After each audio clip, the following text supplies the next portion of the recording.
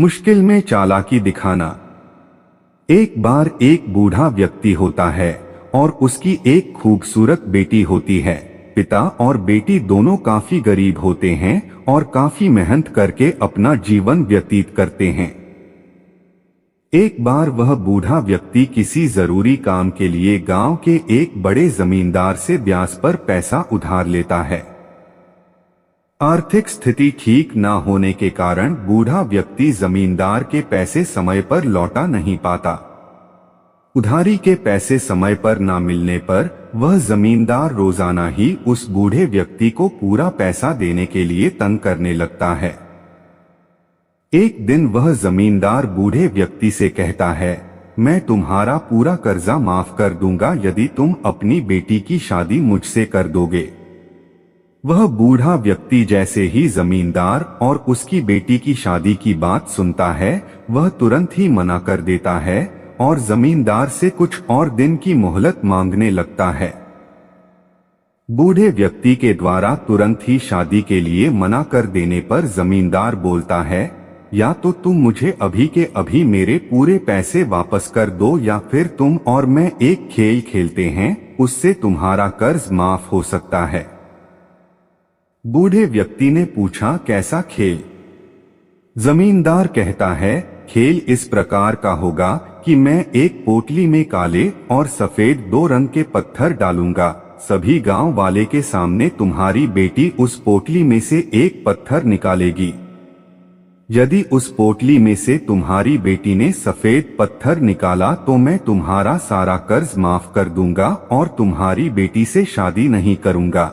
लेकिन पोटली में से काला पत्थर निकला तो तुम्हें अपनी बेटी की शादी मुझसे करानी होगी और फिर मैं तुम्हारा कर्ज भी माफ कर दूंगा।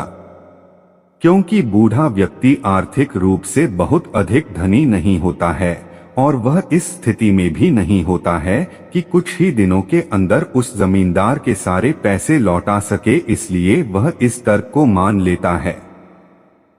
खेल को पूरे गांव और गांव के मुखिया के सामने खेला जाना था, इसलिए जमींदार और बूढ़े व्यक्ति के किस्मत का खेल देखने के लिए काफी सारे लोग इकट्ठा हो गए। जैसे ही खेल के लिए जमींदार पोटली में पत्थर डालता है, वैसे ही बूढ़े व्यक्ति की बेटी छुपकर जमींदार को दोनों काले रंग के पत्थर डालते देख लेती है, जिसका मतलब था कर्ज तो माफ होगा लेकिन शादी करनी होगी। जमींदार ने चालाकी दिखाने के लिए सफेद पत्थर नहीं डाला था। जैसे ही बूढ़े व्यक्ति की बेटी जमींदार को दोनों काले रंग के पत्थर डालते देख लेती है, तुरंत ही वह एक योजना बनाती है और जमींदार को सबक सिखाने की सोचती है।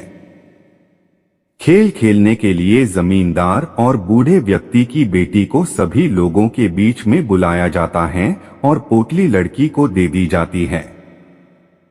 गांव का मुखिया कहता है, बेटी पोटली में से एक पत्थर निकालो। लड़की जैसे ही पोटली में से पत्थर निकालती है, वैसे ही वह चालाकी से अपने हाथ से पत्थर नीचे जमीन पर गिरा देती है, जहां पर उसी तरह के काले और सफेद रंग के कई सारे पत्थर होते हैं। पूरा गांव देखता है कि पहला पत्थर तो नीचे जमीन पर गिर गया है, जहां पर और भी बहुत सारे काले और सफेद रंग के पत्थर है। पत्थर को चालाकी से गिराते ही लड़की मुखिया और गांव वालों को कहती है, पोटली का पहला पत्थर गलती से मेरे हाथों नीचे गिर गया, लेकिन कोई बात नहीं, इस पोटली में काले और सफेद रंग के पत्थर डाले गए थे। मैं इस पोटली से दूसरा पत्थर निकालती हूँ। अब की बार यदि इस पोटली में से काले रंग का पत्थर निकला तो मैं समझ लूंगी पहला पत्थर सफेद रंग का निकला था, और यदि इस पोटली में से सफेद पत्थर निकला तो मैं समझ लूंगी कि पहला पत्थर काले रंग का पत्थर था। लड़की की यह बातें सुनकर वह जमींदार तुरंत ही समझ जाता है कि उसका पाशा तो उल्टा पड़ गया, लेकिन खेल गांव के मुखिया समेत पूरा गांव वालों के सामने खेला जा रहा था, इसलिए सभी लोगों ने लड़की की बात को सही कहा और लड़की को पोटली से दूसरा पत्थर निकालने को कहा गया। जैसे ही उस बूढ़े व्यक्ति की बेटी ने पोटली में से दूसरा पत्थर निकाला, वह काले रंग का था। यह देखते ही सभी गांव वालों ने और मुखिया ने कहा कि तुमने पहला पत्थर सफेद रंग का ही निकाला था, अर्थात अब इस जमींदार को तुम्हारे पिता का सारा कर्ज माफ करना होगा और यह अब तुमसे शादी भी नहीं करेगा। ठीक ऐसा ही होता है। जमींदार उस वक्त अपने ही जाल में फंस जाता है और उसे गांव वालों की बातें माननी पड़ती है और वह बूढ़े व्यक्ति का सारा कर्ज माफ कर देता है। शिक्षा: यदि आप समय रहते अपनी चालाकी का सही उपयोग करते हैं तो वह आपको भारी से भारी मुसीबतों से बचा सकती है। हमेशा ही हर काम में चालाकी दिखाना गलत बात होता है, लेकिन मुसीबत में यदि सच्चे काम के लिए चालाकी दिखाई जाए तो वह सच में आपको बड़ी से बड़ी मुसीबतों से बचा सकती है।